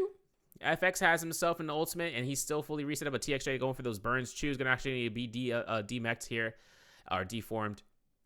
Moran, F3 of Destiny, catches FX, gets a cannon shot. I'm not sure. He doesn't have a burn. That's unfortunate, but he's going to get a clink to LMB. That's kill number 2, and this is going to be a 1v2. Oh, Chu gets parried, and as a result, uses combo breaker. You can see the pitter patter comes out here. The focus right is coming out. The no hit the detach. Now it's revealed. And Moran sees the stanchion. The F3 comes out. TXJ gets caught. Cannon shot midair. Oh, swaps are huge here for these guys in terms of using their ranged weapons in the midst of the fight. But the hold check comes out here. TXJ finds his F2. This is a huge parry. This is a massive parry. He was trying to jump F, but he gets grapple bumped instead, and this is going to be it. It's going to be a chance for him to catch through, but the F2 was delayed. Oh, TXJ was right there for a 1v2. He was almost there for it, and now he's going to have to pay the price off this, and he's trying to get a kill off of Moran, but it's not going to happen. TXJ cooking when being in a 1v2, man. He would have been, if he held the F2 there, just a little bit wild. If he went for the parry jump, trying to throw his ability out, Did not work because he got caught in the grapple early, right at the microframe of him getting hit there. Dongqing though, 5-2-1, 4 kills this team has. Remember, they are the real gatekeepers now. Considering that they were at a point lead before, they are at a massive point lead now, and they got Draco Storm Part 2. I mean, kind of hoping to see what 521's got in store for this. They're gonna be at 4th place overall. DRG gonna be in 6th place, and they're the only team that can actually catch up to them. However, that's a 14-point difference, even current standings with the points that they have. So while that comes out, JL is actually at an 8-kill game so far. They're the highest kill leader game or team, but they have lost that Roman Yang. So with JL actually losing that Roman Yang, they will be needing to look towards and finding out and capturing, Soul Blooms, if anything, if they have money to buy their team back. And I don't even think they can do that. I don't think that's on the table. I think these guys are actually going to have to be finding teams to fight, and they have blue armor. VVV late to the spawn, blunt. Bounty scroll comes out. Full vision on his enemy teams. TXJ actually looking to try to get himself away from this position. And as TXJ actually looks to have his team to regroup, VVV still hasn't spawned in. I'm not sure as to why. I'm trying to think about the strat coming after this end. I'm pretty sure that VVV is waiting this out to try to get a full view about what the team is, how many teams there are before he spawns in. That's why they're keeping a good radius on the Soul Altar most likely. But as you can see, XGG. Oh my gosh. Oh my gosh.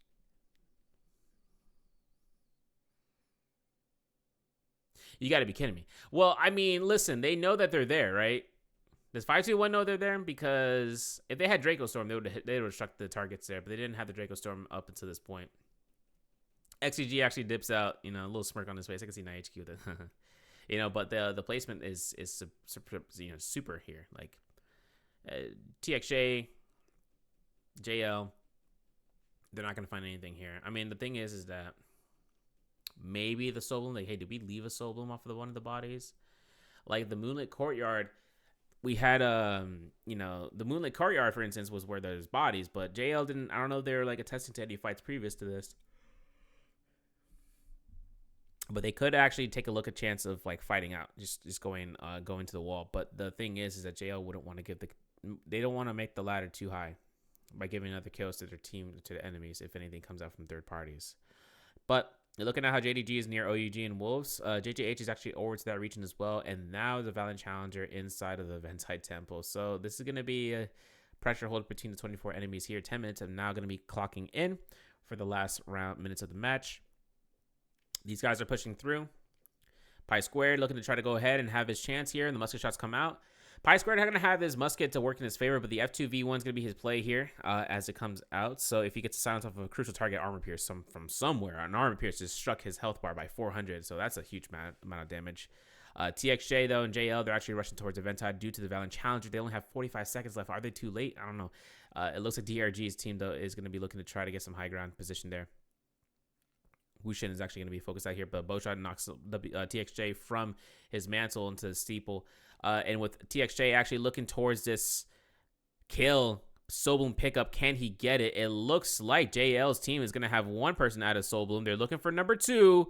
And of course, I'm not sure, 20 seconds on the clock. They got silence and they have to find somebody, but they see JDG's rotating inside. They're going to see DRG's actually going to go for the res. Catch Wushen, who activates the F1 immediately. Oh my goodness, a launch from FX. TXJ needs to use ultimate here to try to go for some quick damage, but he is not, and it looks like he's going to be losing out to Romy Yang depletion. FX is, I think, the only person. No. Only VVV was able to get out of there. VVV is the only person into that Soul Bloom pickup, and so he's going to be backing off here and trying to solo this out as long as he can. They are at 7th place. They have 9 eliminations. This is his chance for VVV to just try to find a way of picking up money from the bodies. And if anything, he can't. He's going to have to just survive for placement at this stage. And there's a lot of players here. There's 2 Valiant Challengers here. An extent of all the players hunting one another. XGG is actually going to have possibly one of the greatest I'm just going to hold out until it's time moments. And just play this out for keeps. I mean, they are in first, yes. Sure, Wolves is right behind them with like a 4 point difference. But if you fire in the early game and you have enough to work with, and then you work towards the end game by luck alone as well, if the drop rates are good and you have the time to get to the Morris Blessing like they just did for the gold armor, you're good. You're golden. Now VVV is in a bad spot here because he's the only teammate left for JL. They're trying to pass DRG, and obviously this enchant is not going to make it any sort of easier, but JL goes down. And that's going to be the case. Pi squared grabs the elimination. Soblin pickup immediately, and then they're going to be going ahead and trying to ring around towards the zone because this is going to hurt. We're going to have the next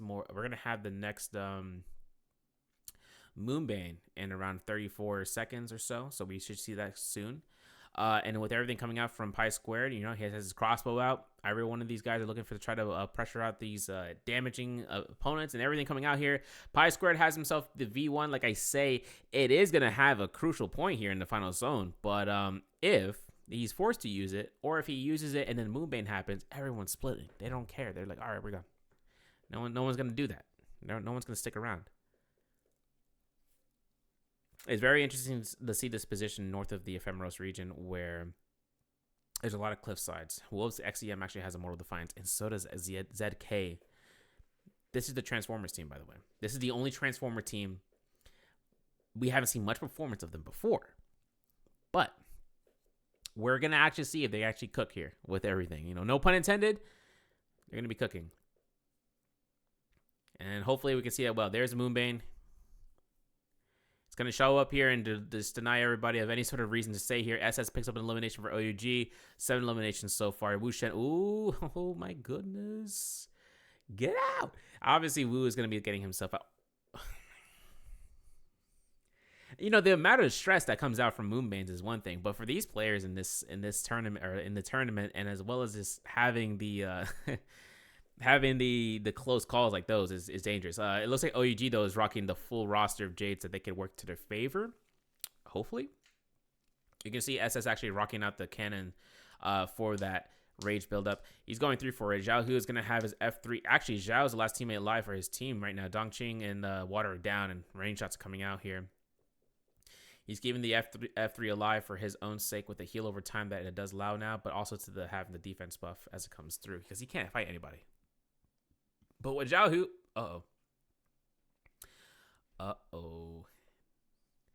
JDG finds him. He tethers towards the.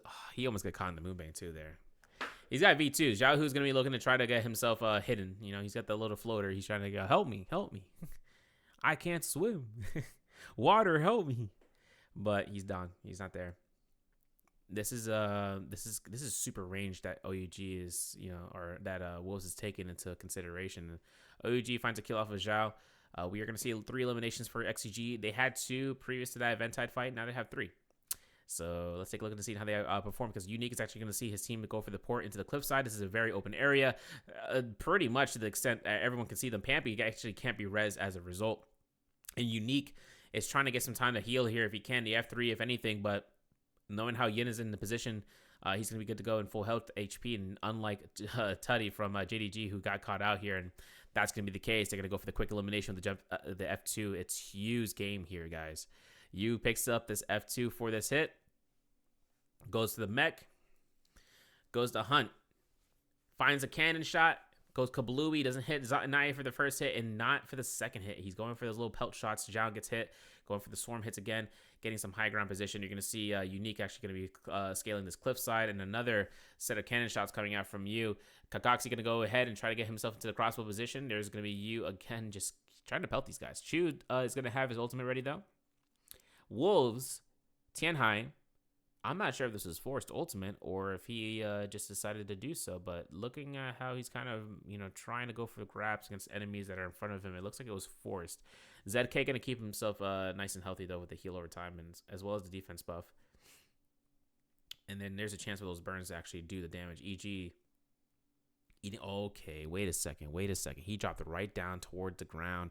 I'm not sure if that was intentional, if he was because he didn't want to get a melee hit, so that way he can not iframe, but when he's deforming, that way he doesn't get hit by melee hits. He was just more so about the range.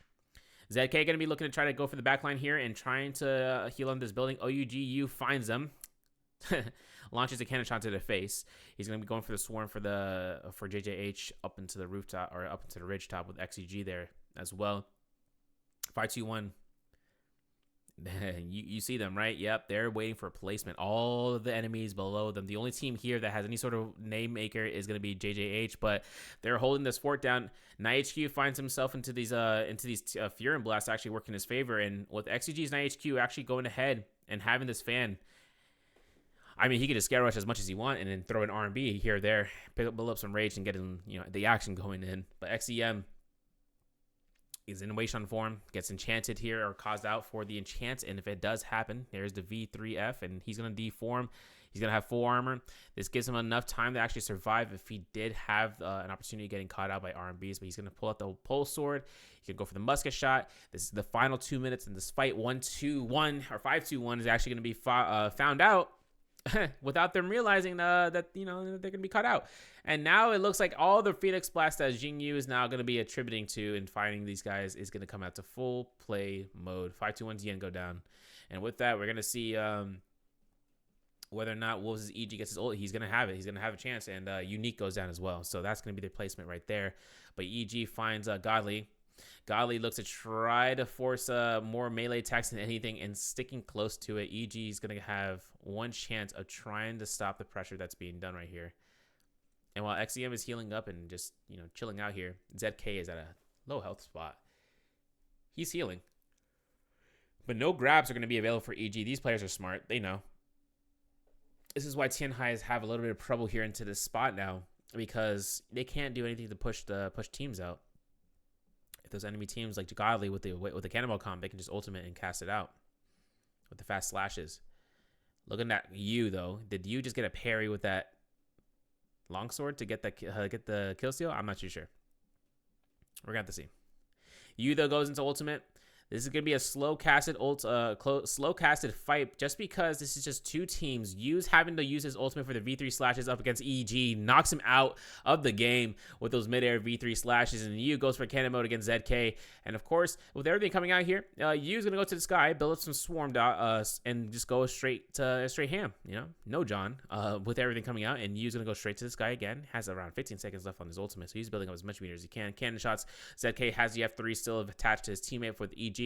Cannon shot confirms a kill off of Moran, and Yu keeps it going through. The cannon shot again. This is going to be the last 15 seconds for the trios fighters, and this is going to be a chance right here for those guys into the zone to actually not have a chance of surviving for another couple of seconds. And of course, there's going to be only one final winner. ZK has a Mortal Defiance, and I think Wolves is not going to be the only ones left, because it looks like EG is their saving grace for position, and they're going to have a lot of kills, man. I think I saw their 7 kill eliminations with the first place placement, but OUG wins it out here as MVPs. So with that being said, let's take a look at the scores. So the scores themselves have KLA at the very bottom of the rung. They're actually our first 0 for today for this day 1 trios for the week 1 for the 2024 spring split NBPL. Bauda is with 1 point, WBG with 3.5, 4.3 for FPX in 9th, XEG with 5.1, in 8th, but we're going to have to see how the standings kind of shape up. 5-2-1 with 6.7 in 7th place. And then 7 kills for JDG in 6th place. I would appreciate if we were back a little bit.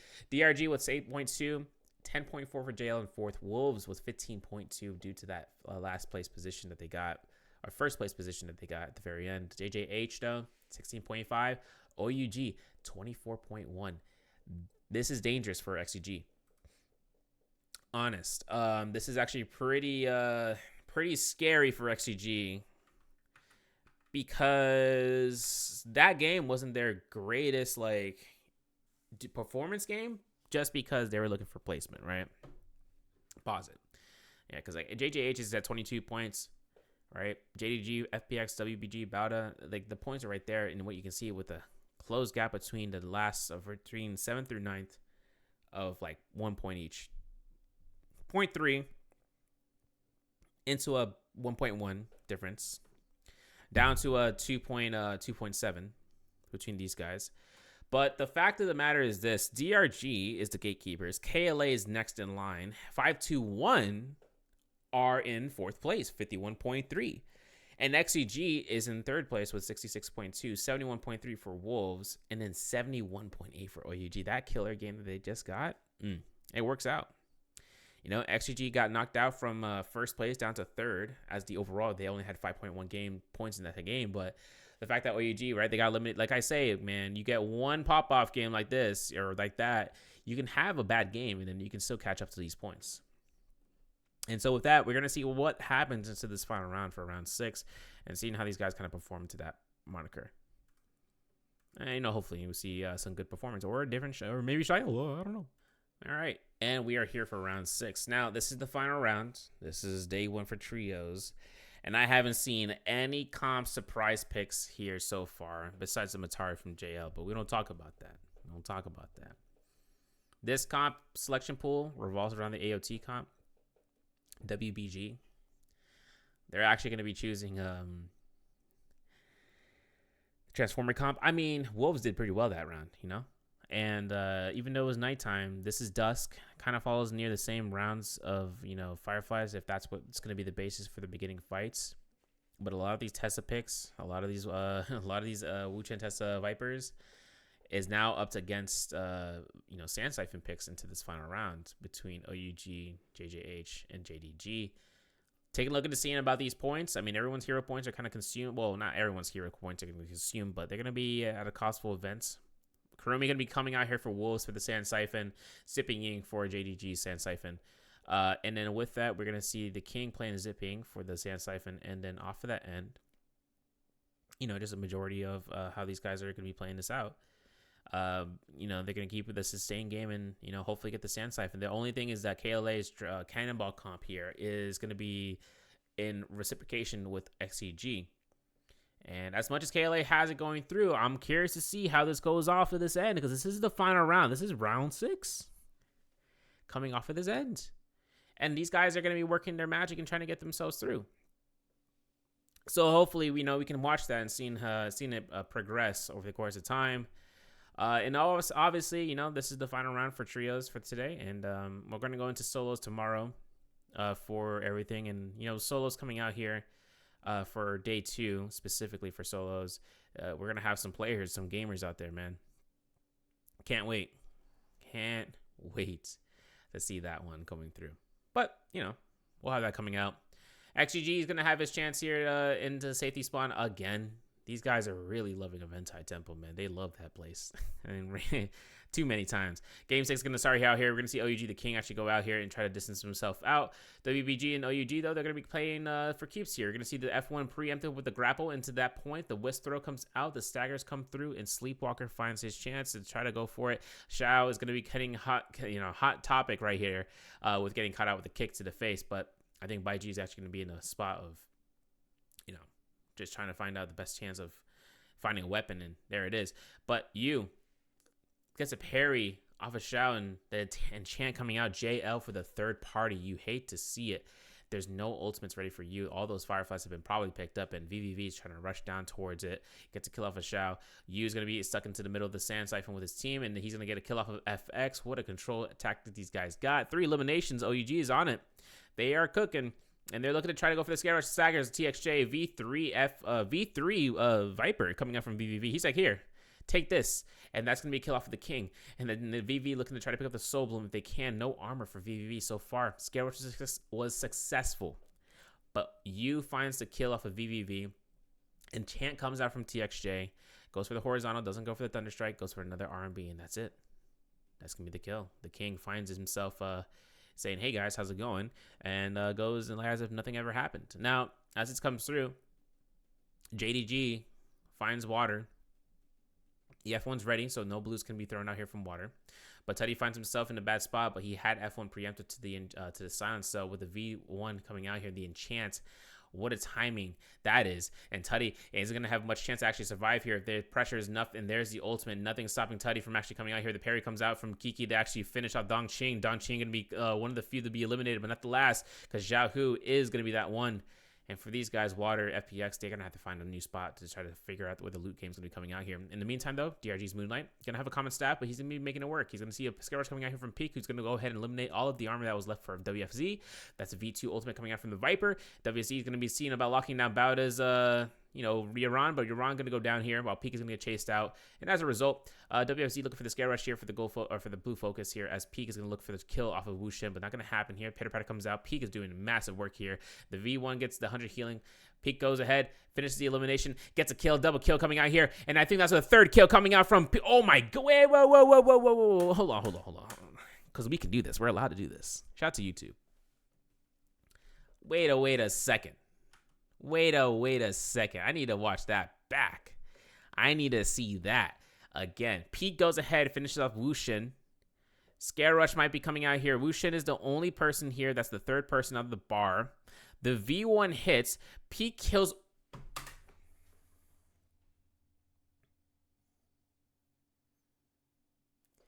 Yeah, the little itty bitty spider damage that the V1 did killed Wushin off, bro. That's crazy. And with that extension, Moonlight actually gets eliminated in response. Bauda's Peak can say, let's go, successfully. What a play. Yo, Peak is dare I say it, Peak. Obviously right now, the 1v3 god with the V1 and getting the 100 healing, it was huge. That was massive. But they're not going to be done yet. They're getting hunted now from a bounty scroll. I'm not sure if that was your opponent that he just killed off, but it could be. We'll have to see. Wolf said K though in the west side with the purple armor and purple pole sword, so he's cooking. Yu has a purple fan. The King as well. We're gonna see the F1 preemptive. Both the Takedas know what to do. Pretty good. Oh, I don't know why he threw the R&B. Oh no. Okay, wait a second. So Tumultual here would be massive for OUG's SS, denying these guys from escaping this bridge. But he doesn't use the chance of actually going through. Zem actually sees his chance. Oh, ZK used his ultimate to break the fall. I don't know if you saw that. He uses his ultimate to immediately catch his spot and staying where he is. Let me see about that going through again. ZK finds his chance for a Scare Rush. Oh, nope, doesn't go for it. And they go for the ult to push these guys so that way he doesn't get pushed into the zone. So he's in ultimate status for that. But he's going to be putting the pressure still, and VVV finds his chance here. There's the ultimate coming out from SS, and a Moonbane Strike comes out, pushes back the enemies, gets some healing back. ZK gets caught onto the rubber bands of the fan, and that's going to be the last one possibly coming out for that point. Maybe he's mid-air F1 to deny any sort of... it's not going to have a chance. ZK goes down. These guys had everything set up for them with the Moonbane, the ultimate inside the ravine. Nothing's going to keep them alive. This team has 8 kills, by the way. OUG has now the... superseded lead. Wolves is still in second. They're in soul form right now, but XCG, has third place with 66.2. So the lead it's pretty split across the bar. I mean, Bauda, 3-man elimination, and when a 1v3 that puts him into 7th place. But we're gonna see Godly actually get locked out here.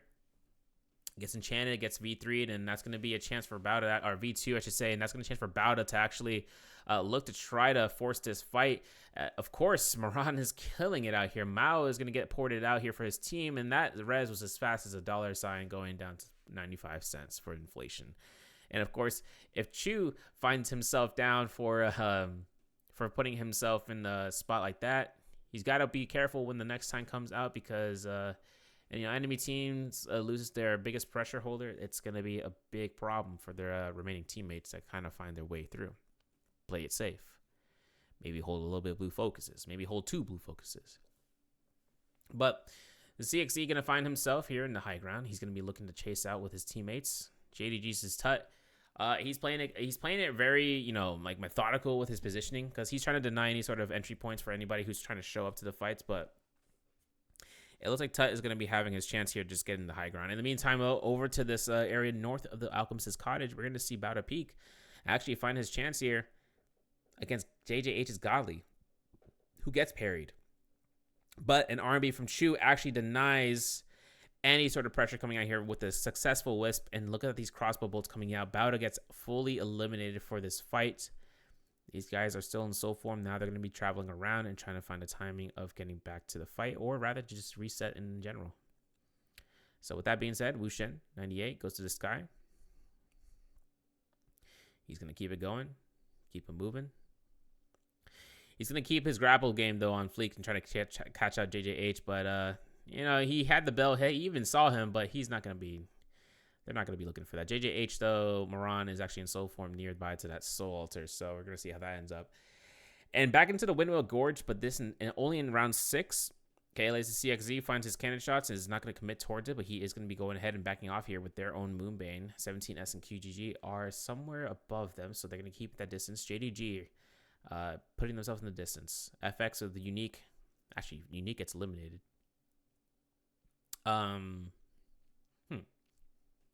Not sure where 521 is in terms of the fights. I would like to see that if that comes out. But JDG's Tutty is going to be looking to try to loot this up, you know, into the Victim's Haven. And, you know, they have some gold to work with. They're getting some jades. You can see that. Range jade being available. Any jades work. More jades available. There's going to be common rarity. It's not going to be anything huge and susceptible to being an upgrade. Let's look at the spawns here for the Rummy Yang. It's going to be over to the Shipwreck. There's going to be one over to the northwest of the Zest, to the Argent's Grove. And, you know, things can end up going really weird. Bauda is actually in Celestial right now. They could go for the Morris Blessing and seeing about contesting for it. But so does 521. They are both in soul form. 521 as a whole is in soul form. JL is actually over to the region inside of Shadow Jade Mine, so they might be looking for a chance there. Obviously, Wolves is going to be distancing themselves out near the Sigma Mine. And then, you know, with Romy Yang, I'm only going to see probably like 2 teams enter it. Like 2 sets of rooms to be filled up, I think. I feel that's the case. But these Morris Blessings, this Morris Blessing in the center of the map, though, is definitely going to be a highlight in seeing whether or not they're going to go for the White Tiger's prowess or being able to successfully pick it up.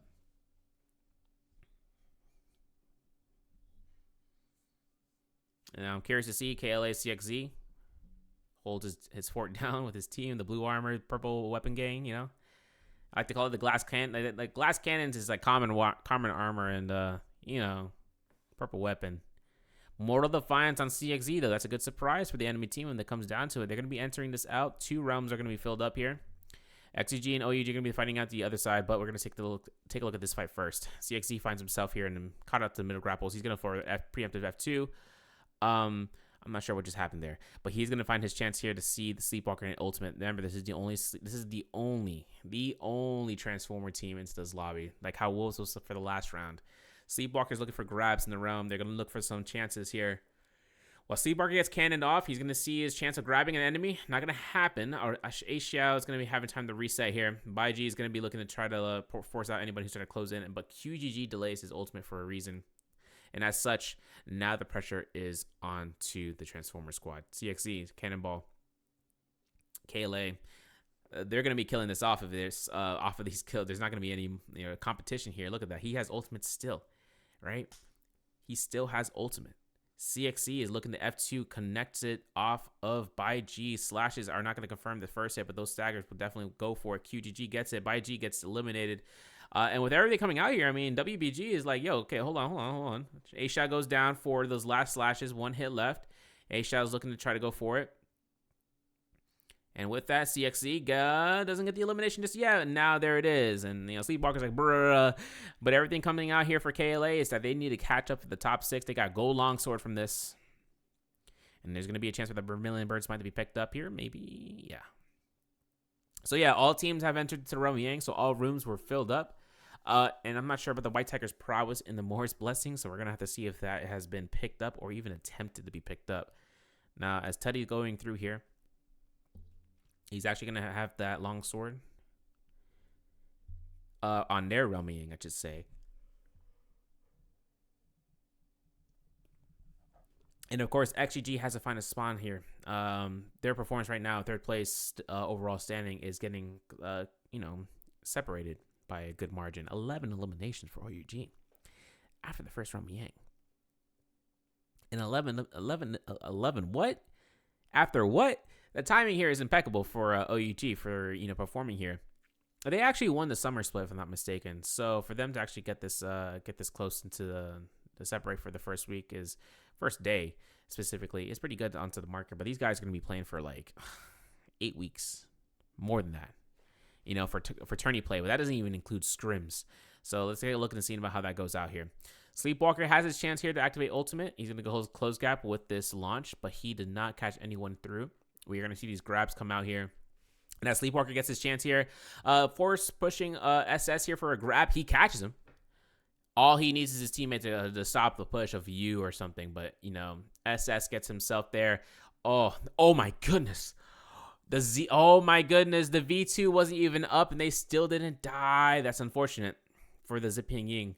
I was really thinking that Sleepwalker had them dead to rights with that V2 pop being forced immediately. That was really close off of this end that SS was able to get a clutch up from the King with. But, yeah, Transformers, man. I don't think Transformers are actually going to do much good here for this meta. I mean, let's talk about it. Transformers had one thing going for it, and that was just being, I can reset and be at full armor, and I can pressure you, and then I can insta-kill you if I grab 2 of you. Now, this is good and all. Now, here's up against Sand Siphon. You know, you're just worrying about the Ziping Ying to actually deny the insta-kill, and that also stops the Tianhai from being able to do anything. The V3 coming out from the Takeda, as long as he's not doing any actions. And then Tomochi is going to deny it with the ultimate in that whole bubble that is ungrabbable. You can't throw grabs through them. So, you know, that comes out of it. It's unfortunate. Kakashi, though, finds himself into the choice position of chasing out Godly here, who is very low. As XCG Kakashi goes for it. Goes to the Scarabs, gets caught into the Takeda Furin. We're going to see Kakashi actually see Moran get caught out with a cannon shot. Kakashi actually making sure that he can kind of push through and seeing about his chance of just being able to get a heal here with the advanced heal that he's got. And then gets an R&B. Oh, but Ali with quick with the parries, though. And that's actually a kill confirm. Oh, wait a second. That's an R&B. Wait a second. That's a whole troubleshoot type weapon right there with the Aurora Burst. And Kakashi actually gets a saving grace moment from his teammate, Xiaonan, who shows up here with the full silence and the full control. Shu's a one stop away from being knocked out here. And there's going to be an R&B. He's going to miss it, though. The F2 is available. F3 is available for Kakashi here.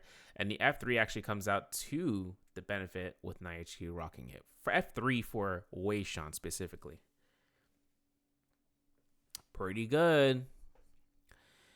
I was looking out for it, but XCG might have a chance here. The comp that they're running, but also to the kill extension of the Aurora Burst denying everything. Replay coming out here for the second Romy Yang. OUG and U up against XCG.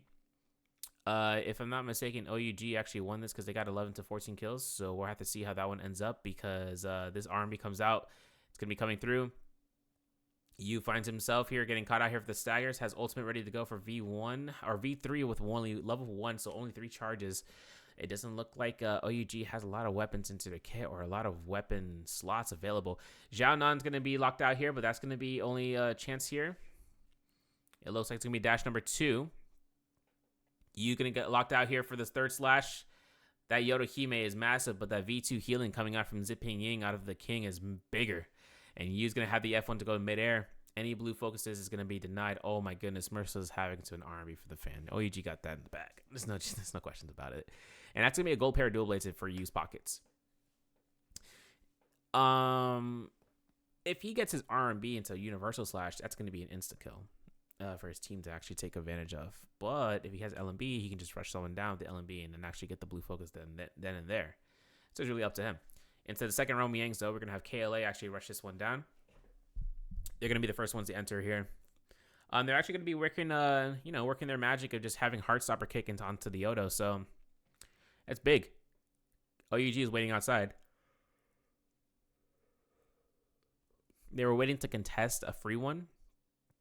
And if it doesn't happen, then they have to go in for a fight one. You know, they don't want to be too late. There's 26 players. They get a free one. That's funny.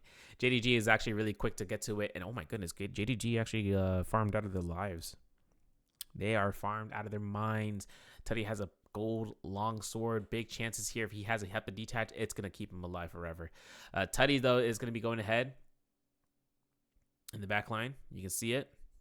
60 throws the preemptive F2. And it looks like the Tumult from Pi Squared looking to try to create positioning for these guys to look towards and using his ultimate proven, to go forth. There's a Dreadful Whale. Revealed everyone's closed in here. There's going to be a chance to try to see about it, but CXC sees that beacon and using it to his advantage of spacing this distance out. It looks like a Phoenix Blast from Tutty here from the Gold Longsword. Big chances here. The F2 is down, though, for CXC. Goes for the Heartstopper. We're going to see the back off. Everything's going to force these guys to position. Remember, QGG has ultimate still for the V3. We're going to see Tutty actually rushing this down into the grapple strike, and the Phoenix Blast comes out into the R&B. Phoenix is going to see that. We're going to see a Wu Chen, or not a Wu Chen, the Tumult. Oh, actually, hold on a second. Tutty gets eliminated off this end. CXZ and JDG going up against Kiki. It might be a chance here to try to force this one out because I'm pretty sure CXZ and QGG are just going to be putting this pressure on the focus slide. Pole Sword is going to be coming out. The Otohime isn't allowed, and with everything from the Cannonball comp, Pi Squared goes down, and Kiki is just left behind in the dust into the sky and keep the staggers. The F3 actually confirms a hit from 17S. I saw that. That was really good. That was really clean. And the F2 actually confirms a hit. iframe comes out, but that's going to be it. Cannon shots are confirmed there for it to apply.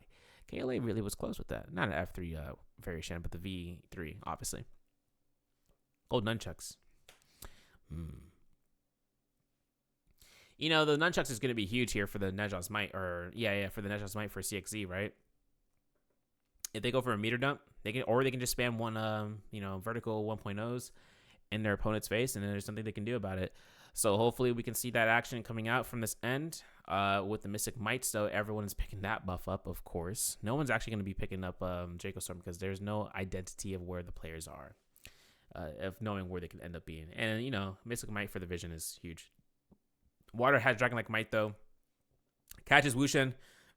Wushen actually might get ulted out here for his team to actually have the Wushen ultimate, but they're going to be really close to Water, who does have F2 and V1. 21 grapples in this guy's inventory. He's good to go for chase. 2 kills, though, for FPX here. 10th place overall. They still have to catch up to JL, who was at 38.5, so, grabbing 8 eliminations and hopefully seeing JL's demise. That's their best case scenario, but obviously placements come out to the point of that as well. FPX's Water, though, is the first one to be going in here if he can. KLA's is in the distance. This is a predicament for FPX right now because they can see a third-party opportunity arising here with as many players as they see. Let's take a look and see what FPX's Water is going to do. KLA is actually waiting this one out. They are actually fourth-partying as if they can just because they have Mystic Might. So if that aura comes out of the wall, FPX would notice that, but they didn't. And there's a V2 coming out here from the Viper from Wushen. Wushen is going to be looking to try to go into the distance and, dipping out of dodge, but Moonlight finds his chance, gets caught out, stagger. Pampy can't get the R&B from the fan to confirm the stagger off that end. Now over to the Forbidden Seal near to the Noble Cave. Looks like Tutty is actually in a pretty dangerous spot. Obviously, Yu has ultimate, but he can't do anything about it because of the zone closure of the Forbidden Seal. So this is where OUG is going to plan out. Let's just back off here. We got 14 kills. We don't need to pressure this. And now they have ultimate.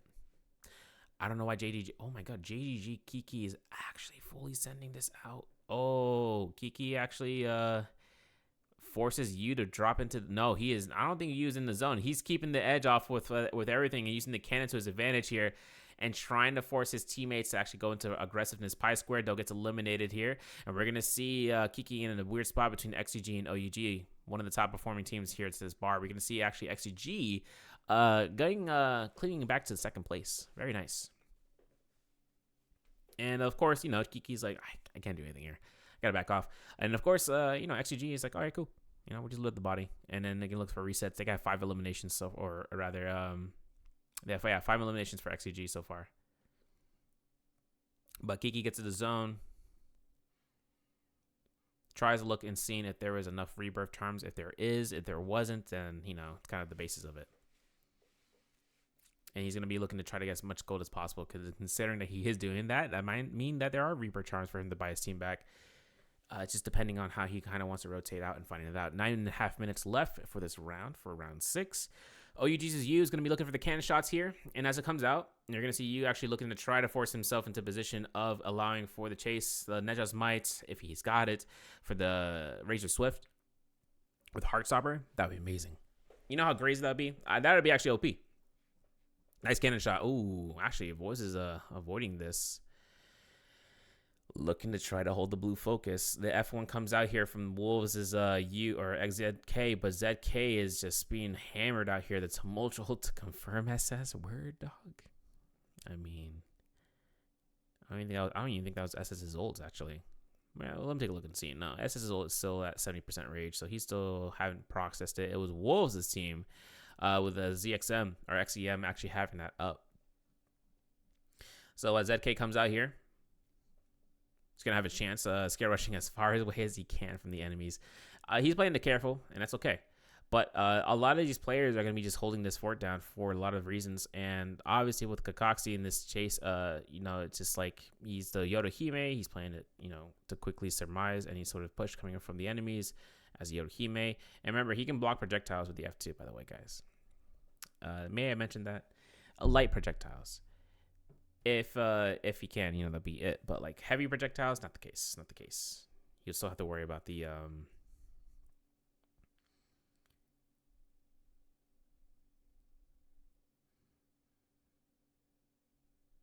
worry about the pressure coming out from that end. If anything comes out from heavy projectiles, then that's where you use the gold jades that you have in your pocket. Into the zone here. We're going to have the shop be entered. I wish we could look at the shop contents, to be honest. Because the Mortal War is going to be changing out in the future for Season 12. Where we're actually going to see... more items be added. And the economy of it is... it's going to be more beneficial for us, at least for the viewers, to actually understand what is available for these teams and what's not. And seeing their decision-making as a result. Because, like, for instance, Kiki was trying to look for a res or Reaper charms. If they're available, find money. If they're not available, play for placement. But we won't know that. We're like, maybe. Perhaps. 7 minutes on the clock, though. We're going to have a Moonbane here in around 43 seconds. So for these guys to actually wait for that Moonbane to drop, it's going to be... they're going to have more and more chances here of realizing when to fight here. And Dongqing actually gets fully sent out. Killed off. V1 stun is denied. And Water's going to get armor pierced to the face again. If I had $1 for every time Water got armor pierced to the headshot or to the face, it would be $2. It's weird it happened twice. Today, specifically. But Cannon Shot's going to come out here for the Artisan's Grove building to the western end. We're going to see these guys just hold the fort here. DRG is actually really holding this out, but it also might not work to their benefit. You see, OUGU is right underneath them, and DRG's Wushen is actually going to go right then and there. Now, for VVV and JL as a whole, they activate the Forbidden Seal, but they might get this for free. And the Moonbane spawns in. I mean, honestly, though, this Moonbane... It really puts a pack of punch, and that's a full sweep of supplies being picked up from that Morris Blessing. It's a good Morris Blessing too. Got a gold longsword, got a Mortal Defiance, and what else is to boot is that these guys are going to be using that skill set to its own. The Forbidden Seal should be up for another couple of seconds. VVV might be looking to crucialize his position of building up rage before that time happens because he hasn't gotten 100% ult yet. ZK though, pulling out the Dragon-like Might, is scared out of his mind because of all these Morris of the Moonbane drops. I would honestly say, sayonara the moment that you see a Venn diagram and you're walking and you're straight into it. But he's going to be keeping it up. I'm not sure if KLA is going to be looking to try to, disengage this spot. I mean, OUGU and actually OUG as a whole, they're just sticking to the trees or the shrubs in the corners of walls. Here's going to be the push. Here's going to be the chance.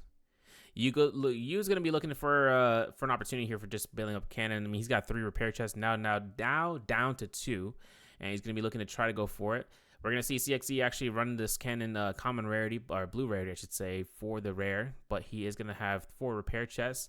A good camping position for these guys for supplies. So we're going to see whether or not it's going to be coming out here. Kakashi actually finds a cannon shot for number 2. He's going to hit DRG's Wushen. He's going to lock him in, but he's not going to hit him for the third or fourth time, but hits him for the 5th time, but SS finds the kill instead. As it comes out, Kakashi finds out Pampy A whole denial for that push for Kakaxi, but you know it's okay. Pampy's teammate is going to be using that Wu-Chen ult or the Temi ult to deny everyone from being able to go forth and shooting range shots to them for the next couple of seconds. Kakaxi leaves out for the Rumyang, or I mean for the Fairy Shen ultimate, I should say. I'm kind of looking at this as a who's going to be using the Takeda ult last, and then who's going to be using Takeda ult first. Because Takeda, who does it preemptive, can possibly lose the fight. Because here comes the point. CXZ finds his ultimate for his Fairy Shen. And with CXZ, depending on 17S to build up rage, he will put pressure onto the enemies into the corner as OUG is sticking to it. He switches out his directional. We're going to see 17S building up rage against that enemy Fairy Shen. He's building up rage significantly. He pushes up really close. And that Soul Bloom pickup is massive for 17S to get another ultimate ready to go once this one ends from CXZ. But he gets almost caught out to the Temi circle. You can see that coming out from the back line. TXJ finds a kill off of water.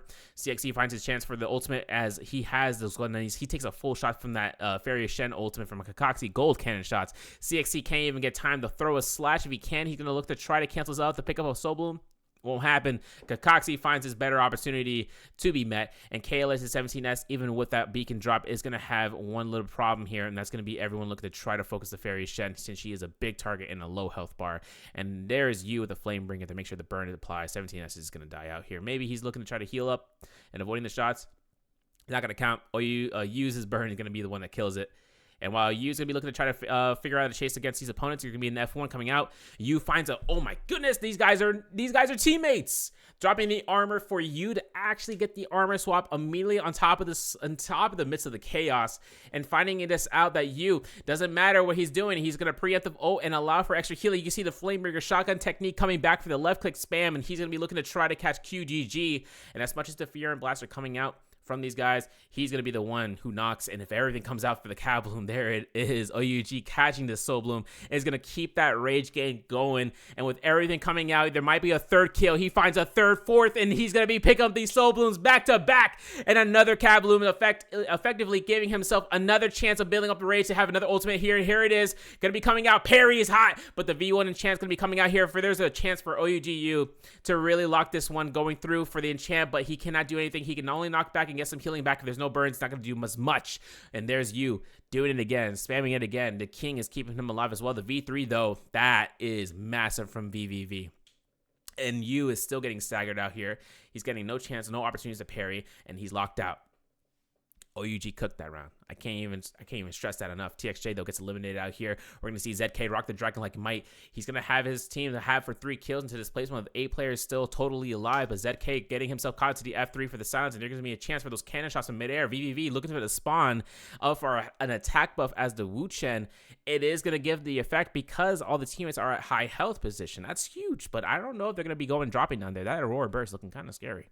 Now, Don Chain's going to be looking to try to go ahead and scare rush into the bottom floor. Let's take a look and see what Zem's got in store for it. We're going to see his scare rush positions to kind of work for his magic here. The F1 comes out here, and VVV gets caught. Oh, my goodness. Cancels it out for a grapple strike. It looks like Zem was not really counting towards that whiz hitting and tried to do a mid-air weapon swap, but didn't stick to it because he was thinking about the ground unit people below who could be denying him alive status. Afterwards, Zhao Nan is keeping the floor through this bar. 30 seconds on this end. We're going to see the enchant come out here. And with Zhao Nan, he's going to be going ahead and seeing this Temi ult. He's like, oh, I forgot that was a thing. And then he's going to be walking around the circle. Cannon shot the knockback. OUG, the King, knocked out from Wolves. And then with the Wolves getting the King out of the game, exactly, this might be a chance for ZK to actually work this magic with pushing out Zhao Nan. But Zhao Nan is literally a rock on a rock. He is rock squared right now. And as it comes out, the F3 to get the iframe. And Zhao Nan lives out to the end with 8 kills for XCG. First place position for the ranking points. And, these guys are pushing this and they're cooking. So for that, OEG, I think OEG is the MVP of that round. Let's take a look at the scores because I want to see what is going to be the case scenario for this. Well, that's kind of huge. 30.1 points for that game for 22 kills that OEG was farming out. Zhao Nan was really doing the work here. We're going to look at the scores again, but XGG in second, they got first place, and they got the 16.6 points. We got JL with 13.7, 12.3 for Wolves, 10.4 for KLA, DRG with 9.4, and then the remainder comes out for the Bars. And, even though I'm kind of counting out for 5-2-1 because this is their first time into the NBPL for the spring, at least for the summer and spring. Hopefully we can see them in the summer. It would be interesting to note, considering that they are in this season. Top 12 standings, though, are this. JJH, they had a pop-off game last round for the fifth round, for round 5. That's one of the games they're looking for. They need that, but to be consistent across the board for some extra points across that end. JDG in 11th, WBG in 10th, FPX in 9th, Bowda in 8th, and DRG in 7th. The point value right there, 45.3. Into the next for the Gatekeeper, we're going to see 46.2, so it's a 9.9 difference, or a 1.1 difference between the two. Or no, 0.9 difference between the two, yeah. And 5-2-1 is going to be right there on 5th place with 53.4, so they're clinging into the top 6 so far. KLA with 57.1 for 4th, and XEG with 82.8 for 3rd, and Wolves with 83.6 in 2nd. OUG comes out with that 30-point game and knocks out the 100 bracket, the 5-digit, the triple-digit number for the point values for the team. So that'll be it for the round. The plays here are like pretty much the same comps coming off of trios. Starting off the season, let's see if things get a little bit shaky though for day 3 if that happens, or day 2, and then we'll go from there. But my name is Severio. Thank you guys for tuning in here, and we'll be back for hopefully day 1 or day 2 for solos coming up tomorrow.